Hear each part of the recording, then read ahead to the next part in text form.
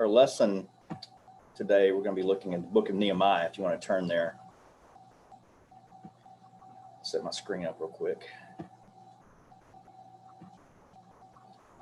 We're talking about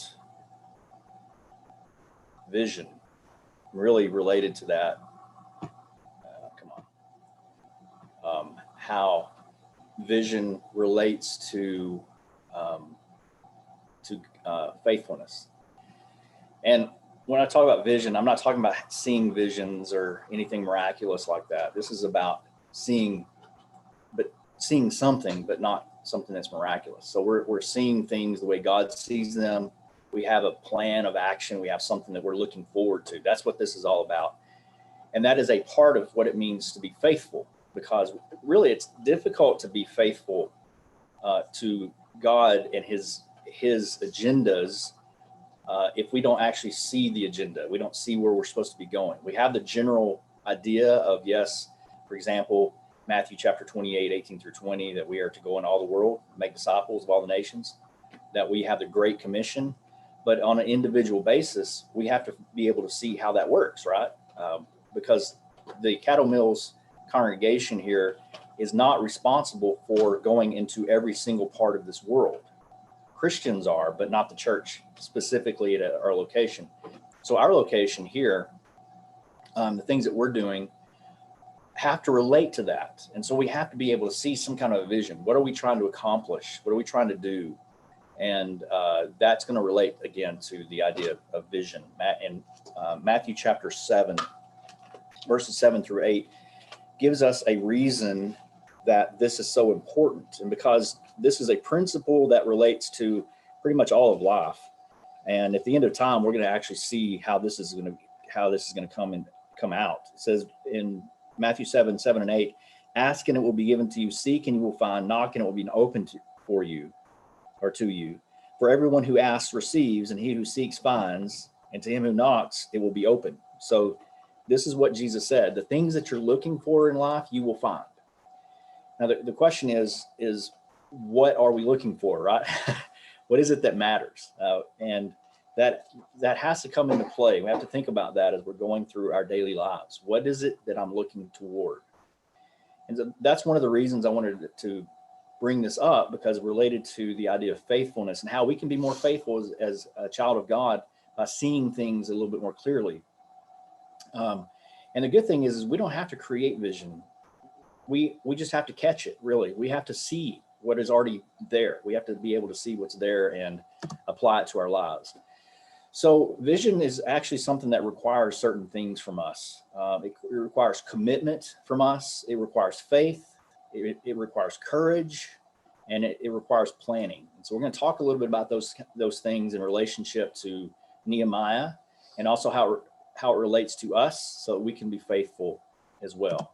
So Nehemiah, he had a developing vision. I'm not going to read everything in here, but we're going to read quite a bit of this. And Nehemiah, starting in chapter 1, it says, the words of Nehemiah, the son of Hakaliah, it came to pass in the month of Chislev, in the 20th year, as I was in Shushan, the citadel, that Hanani, one of my brethren, came with men from Judah. And I asked them concerning the Jews who had escaped, who had survived the captivity, and concerning Jerusalem. And they said to me, the survivors who are left from the captivity in the province are there in great distress and reproach. The wall of Jerusalem is also broken down. Its gates are burned with fire. So it was when I heard these words that I sat down and wept and mourned for many days. I was fasting and praying before the God of heaven. So remember, this is during the time after the captivity. The 70 years had already expired, that they would be in captivity, and God is about to bring everybody back home, and things are starting to happen, but there are certain developments that have to be there for everything to start working. And one of those is the walls of Jerusalem are down. The people are in distress. And of course, the walls in those ancient times were there for their security. And it's really difficult to have a functioning society without the walls that was there. And so he was devastated when he heard this. He sat down and mourned and fasted and prayed before the God of heaven. And this is a time when he had to come to a recognition of where they were. This is the place that they were. They they weren't where they needed to be. They weren't where they ought to be, but they were at a place. And so he had to recognize and take inventory really of what's happening. And he didn't realize evidently how bad it was, because this seemed to be news to him that was shocking. So now after 70 years, there's still difficulties, there's still problems. The people are still in reproach. The walls are still down.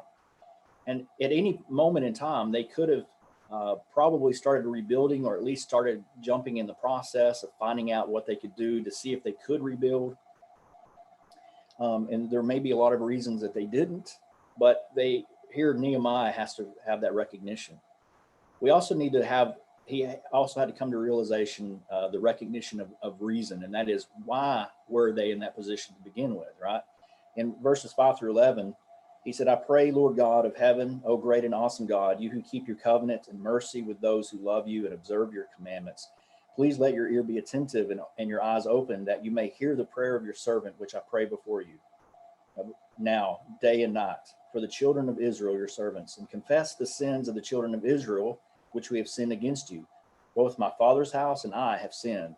We have acted very corruptly against you, and have not kept the commandments and the statutes, nor the ordinances which you commanded your servant Moses. Remember, I pray, the word that you commanded your servant Moses, saying, if you are unfaithful, I will scatter you among the nations. But if you return to me and keep my commandments and do them, though some of you were cast out to the furthest part of heaven, yet I will gather them from there and bring them to the place which I have chosen as a dwelling place for my name. Now these are your servants and your people, whom you have redeemed by your great power and your strong hand. O Lord, I pray, please let your ear be attentive to the prayer of your servant and to the prayer of your servants who desire to fear your name. And let your servant prosper this day, I pray, and grant him mercy in the sight of men, for I was the king's cupbearer. So Nehemiah was in a place of prominence in the kingdom, being the cupbearer. He was an important person, wasn't making any great decisions, but he was very close to the ear of the king. And he is now praying to God, a recognition, realizing the need and the reason that they're in the place that they are. They're in the place for a reason. We're always in a place for a reason. And he recognized that the reason they were in this place where the walls were down and everything was so bad was because of the sins of his past. He rightly recognized what was happening and why it was happening. And in this prayer, he even goes so far as to say he has also been in sin. And so he's confessing sin. He's realizing that he's not perfect. All he wants to do is bring people back to God. And the reason he wants to bring people back to God is because then something can start happening as far as this place where they are. Things can be improved and can develop. And then we have in verses 1 through 8 of Nehemiah chapter 2, the recognition of promises. Because he recognized what God had promised, and he is also calling that out and calling attention to that. It says, it came to pass in the month of Nisan in the 20th year of King Artaxerxes, when wine was before him, that I took the wine and gave it to the king.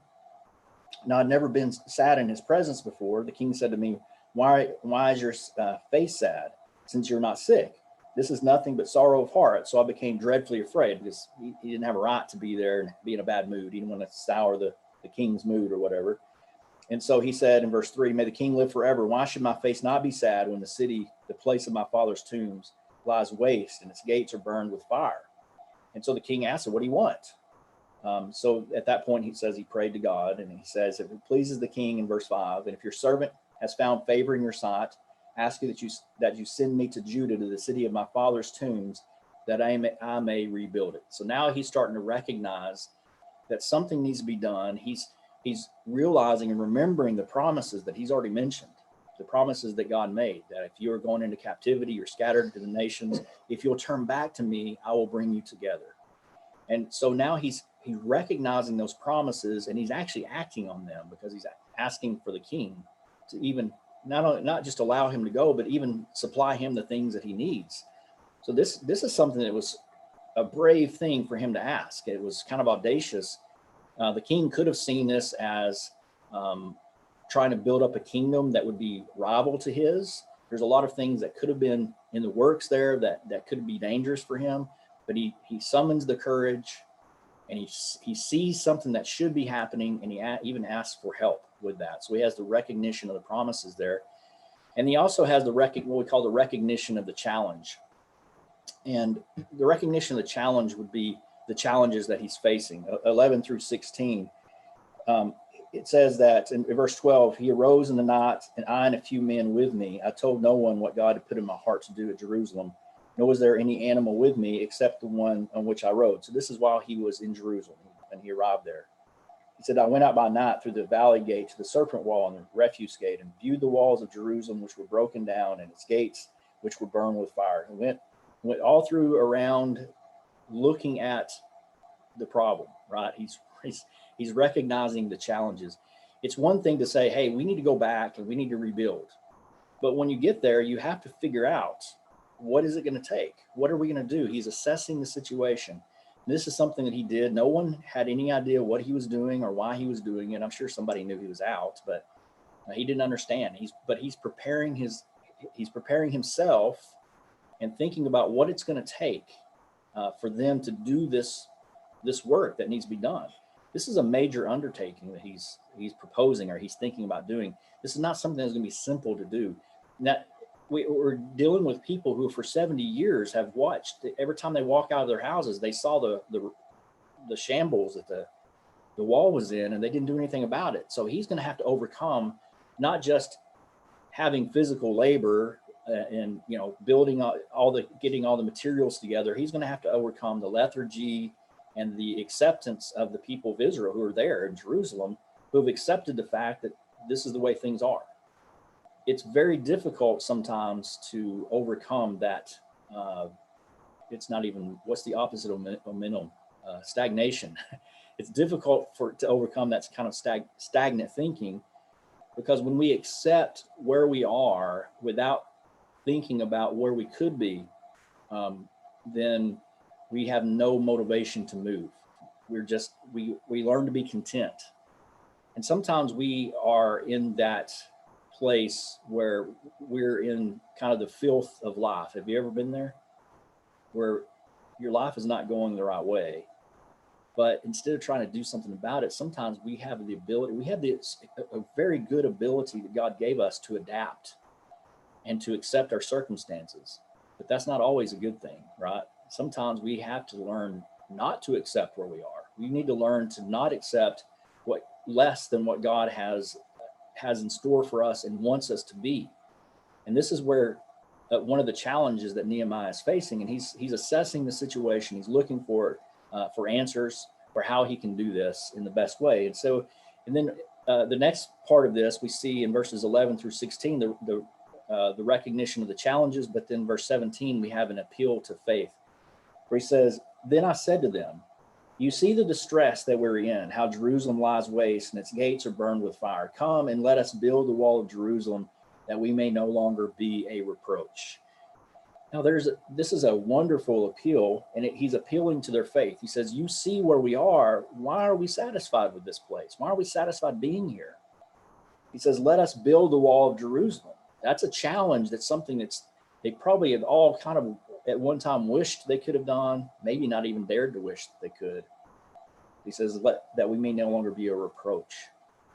He recognizes that the destruction of Jerusalem was a reproach to God, that these were God's people, that this was God's city, so to speak, that he had his name there. And the nations of the earth recognized that God was the God of Jerusalem, right? And when that happened, the God of Israel, when that happened, that its people were taken into captivity and it was destroyed, and the temple was destroyed and the walls were destroyed and taken down, this was a reproach. It was a black eye, so kind of in a way. And he didn't want to be that way anymore. So he found a way, found what needed to be done, and he just threw out the challenge, appealed to them, to their faith, that they would have the courage to start working. And then in verse 18, he appealed to commitment. He made an appeal to that. He says, I told them of the hand of my God, which had been good upon me, and also the king's words that he had spoken to me. So they said, let us rise up and build. And they set their hands to this good work. So he appealed to them to make a commitment, and he appealed to them based upon how God had already helped him and the promises that were made by the king. So he's encouraging them, this can be done. This is this is how he developed his own vision in his own mind. Nehemiah, he already saw what it should be, but then when he went there and he surveyed the landscape, he understood a little bit more clearly what actually had to be done. And then he looked at the challenges that they faced, and he appealed to them on faith as well, so they would make a commitment. Let's get this done. And it's really interesting that later on they'll be more organized, but right now the organization is pretty much just get to work. Everybody sees. I mean, you look around, you see a wall that's down. Why do we have to have organized committees to get to work, doing the work, right? Everybody just go pick up a rock and start working. That's how it started. And there's nothing wrong with that. Sometimes we spend so much time planning out and creating groups and and I'm not against those things. I create them too. We spend so much time planning that we actually never get things done. And that's what Nehemiah avoided. He didn't say, we're going to set a committee to talk about how we can maybe create groups that will go out and do surveys so that we can get going. He already did the survey work. He just said, let's get working. And they just started picking up rocks. That's how leadership works. And that's how vision works, because they saw what needed to be done. It's plain as day, but he's just calling on them. Hey, stop ignoring this. Stop pretending it's not here. The problem's not here. Let's just get to work. That's a really good way, because now he's not only developed his own vision, but he's given them vision again. He's helped them see what needed to be done. So let's unpack this a little bit about Nehemiah, what he's trying to do and what he did. We see there that there's a commitment to the things that God is concerned about. Remember the 4 things that I mentioned before about is required for vision. Commitment is one of those things. He is committed to the things that God is concerned about. That's what we need to be looking for.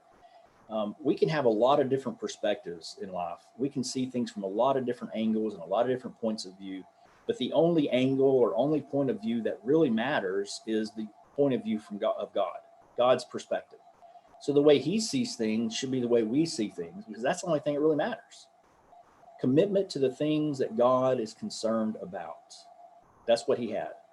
He also had faith that God will act on what he promised. That goes all the way back to the first chapter. He recognized that if they would simply come back to God and repent and be willing to do the work, that God would make these things happen. He promised it, therefore it would happen. That's faith. We also see that he had courage. That courage was to appeal to others for help. He appealed to the king for help. And can you imagine how scary it might have been for him to appeal to the people that were in Jerusalem for help, who he knew had to be lethargic. He knew had to be maybe even skeptical that they could even do it. He had to find a way to inspire them, to bring them along, give them the courage, but he had to have the courage first. And then planning. Planning and organizing work for people to do is easy to do, but it still has to be done. And sometimes it's difficult. It has to be done to a degree, but we can go overboard with that. Sometimes we have to just say, I'm gonna roll up my sleeves and I'm gonna get busy. And sometimes it's the best way. Sometimes the best organizing is just starting. They got more organized as they went along, and sometimes though, like I said, we stagnate, and I call it stagnation through analyzation, and that's easy for us to do. We don't want to analyze situations so much that we just never do anything about it. So that's something that Nehemiah had, that we can see Nehemiah presented. This is what he had inside of him. That's how he had the vision that he did. So we need to recognize this for where we are. We need to recognize our place. And Nehemiah recognized where he was. We need to recognize our place. We really, honestly, here in Caddo Mills, we have a huge opportunity that's ahead of us. We're small, but we have a lot of talent. We have a lot of energy. We have a lot of ideas. We're sitting in a good place. We're not sitting where Jerusalem was sitting. We're not in the same place they were. They were destroyed because of sins, and they hadn't really even tried to come together and make it better. But that's not where we are. We're sitting in our place right now is in Christ, in the forgiveness that has been given to us. And as a congregation, we're sitting in a place where we're really in the right place at the right time. things are starting to happen in the community, and we can be a part of that. We have a huge opportunity. So we need to recognize where we are, and we also need to recognize our reasons, why we are here. I believe that providence brings people together.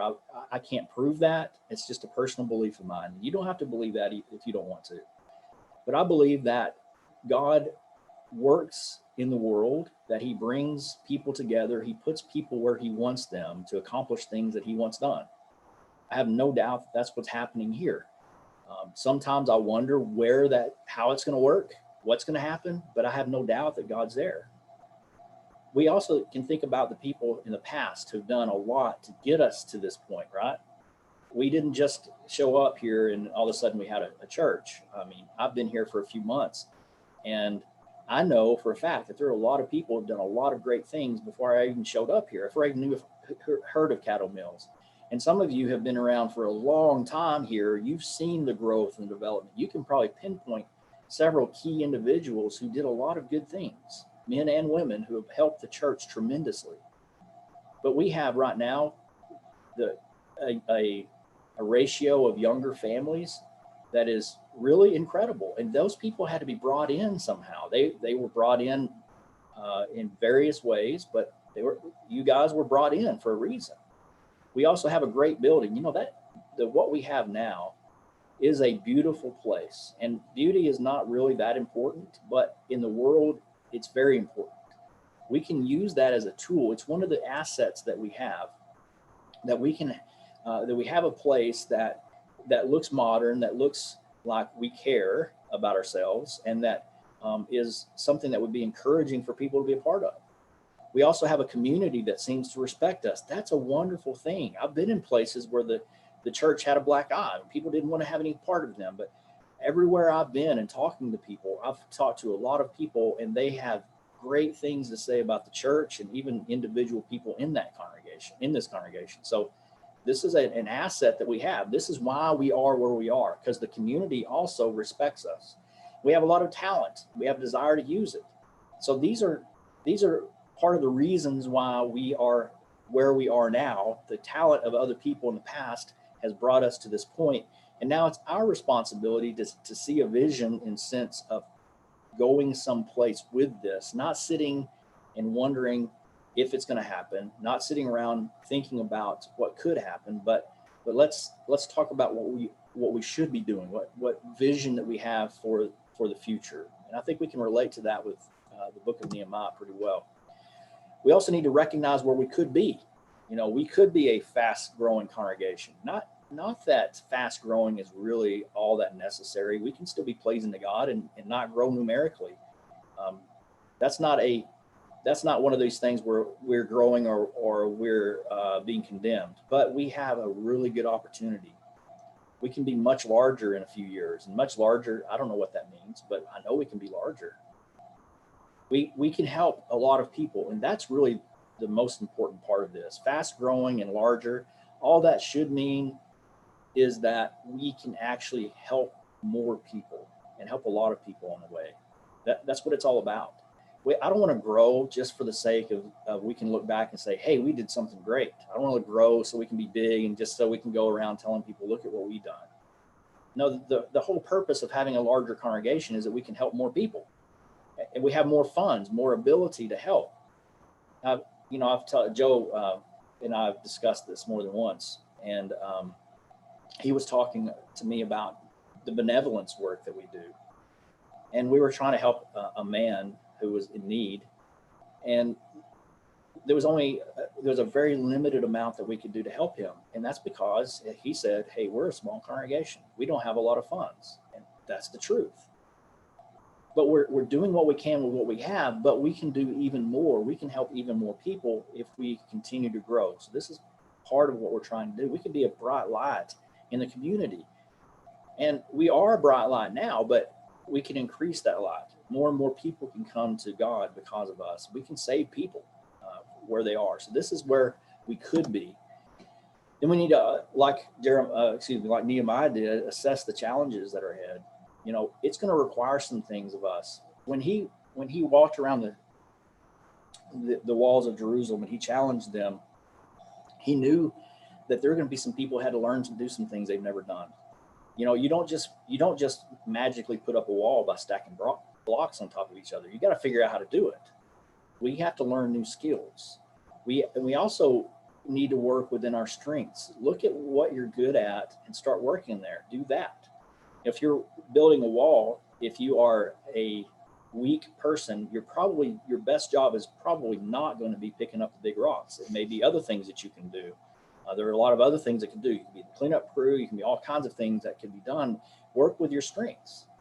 Use the tools that are available. And man, we have a lot of tools right now, don't we? We're using some right now. We're on 3 different places at the same time. There are a lot of tools that we have, and the virtual tools are not by any means the greatest ones that we have. We have a lot of things available to us. And then, of course, part of the challenge is that we need more faith than fear. Fear will always be present. We're always going to battle it. It'll be something that, every Sunday morning, right before I click that button to start things, I have a little bit of anxiety, I'll be honest, because this is nerve-wracking. Things that you do. We're never, ever going to escape the fact that sometimes we may be a little bit afraid, but what we need is more faith. So your faith can overwhelm your fear, or your fear can overwhelm your faith. And I choose to have faith. Let's do things that are good. So these are some of the challenges that we're facing. I'm being very generic, but we're facing these, and we're going to have to. So start learning new things. And some of you have learned a lot over this period of time, looking at like how to use Zoom, that kind of stuff. That's a good thing. Now we can actually use that further on. And I'm hoping that we'll be able to continue talking about this kind of thing. I would love to see us not only having classes in homes and classes in the community, at coffee shops, that kind of thing, but even classes online, classes through Zoom or classes through Facebook Live, challenging people, helping people see the truth, helping them. There's so many areas that we can grow, and I'll be talking more and more about them. I'm not trying to give everybody everything that we're trying to do in one spot, but we're moving forward, we're moving ahead. And what I want you to see right now is that we have places that we can go, and encourage you to have the faith, and we can get there. And that means we're gonna have to learn some stuff and work with what we can. The thing about working with strengths is you never know if you're strong in something until you do it. Have you noticed that? I never knew I was good at art when I was a kid until I tried it. And then I found out I was pretty good at it. You also never know if you're good in something until you train in it, because if you will train in something, you can get better at it. I will never be maybe a Leonardo da Vinci, but I can improve where I am in those kind of skills. I may never be the greatest speaker, but I can improve in my skills where I am. And you the same way. You can learn new things, and you can work in your strengths and improve them even more. So this is what he saw. He knew they were going to have to learn new skills. That's our challenge as well. Let's grow. And then we have an appeal to God's provisions. We need leaders. We need people bringing in visitors. We need more recognition in the community. Those are things that, if we're going to grow, that's what it's going to take. Nehemiah understood that he had to recognize and ask for provisions. He's looking for help from the king, and he's looking for help through the providence of God. This is exactly where we are. We need to be looking to that as well, and praying about these things and looking for these things. God wants us to grow. There's no question about that. So we need to trust that he's going to provide. We don't have to force things. We just have to be there. We have to be available, and he will be there to help us. And then we have an appeal to commitment. And this is really something I want to think about just in the last few minutes here. An appeal to our why. This is really important to us, because if we don't really know why we want the church to grow, or why we want to accomplish things for the church, we're not going to do it. There are many things in our lives that we're capable of doing. We have opportunity to do so many things in life that we may even want to do, but if we don't really have a good reason to do it, we're never going to pursue it. I've kind of come to the conclusion that I'm that way with Spanish. I want to learn Spanish. I've wanted to learn Spanish for years, but every time I have opportunity all over the place. I can take 10 minutes a day and learn, right? Anybody can do that if they're committed to it. But evidently, I don't really know why I want to do it. That's good enough reason for me to actually do it. Well, the same thing with spiritual growth. If you don't know why, if you're content where you are and you see no good reason to move on, then we're never going to grow. That's just the way it is. And looking at this from a perspective of a congregation, we have this great opportunity that we're here. If we don't know why we want to grow, we're going to look back in a few years and we're going to look at it and say, you know what, that completely passed us by because we didn't ever take action. If you don't know why you want to do it, then why would you do it? Nehemiah had a why. Nehemiah chapter 1 and verse 4 and verse 9 gives us some insight. Listen to how he responded. So it was when I heard these words that I sat down and wept and mourned for many days. I was fasting and praying before the God of heaven. Look at verse 9. He says, but in remembering the promise of God, but if you return to me and keep my commandments and do them, though some of you were cast out into the furthest parts of heaven, yet I will gather them from there and bring them to the place which I have chosen as a dwelling for my name.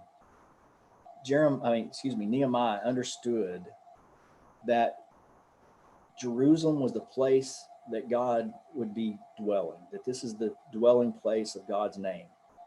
He loved his people. When he found out they were in distress and they're hurting and the walls are still down, he wept and mourned for them. He loved them. And the same thing with God. He understood what God intended, what God wanted for that city, and he knew it wasn't there. And so he mourned and he hurt. He wanted to do it because he loved them. He loved God as well. And that's really key. When it comes down to it, we've got to start with love too. Growth is not done for the sake of saying that we grow. That's not enough reason, because that's not enough motivation. We love God, we love others. And this is going to be vision for us. It's going to help us move forward if we remember the love. It has to be motivated by love. So the question really that we have to ask ourselves is, do we love people enough and do we love God enough for that love to motivate us, to push us? Is it a good enough reason for us to reach out to people that we don't know? That's a really good question. And that comes all the way back to the reason that we started this to begin with. The things that you seek in life are what you'll find. If you're seeking love, you'll find love. If you're seeking to be more loving, you'll be more loving. But if you're not seeking that, you will not develop it. And if we do not develop love, we're not growing. It's just as simple as that. Both numerically and spiritually, we're not going to grow. It's not going to happen. We're going to be in the same place 5 years from now than we are now. And none of us want that. So we need to look at ourselves and ask the question, why is it we're doing the things that we do? Why is it that we're looking for this? And this needs to change from Nehemiah's godly vision to our godly vision. We need to develop a passion for what God wants, not just a passion for our plans, but a passion for what God intends for us to be. And that's where we are. And that's where we should be looking at, thinking about.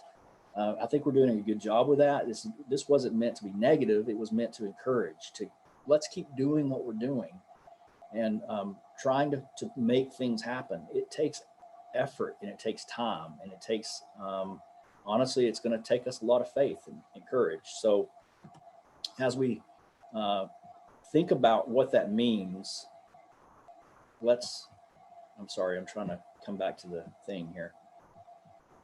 Let's try our best to have the faith and the courage to do what we should do. All right, so that's everything I was going to bring up. I'm trying now to stop share. There we go.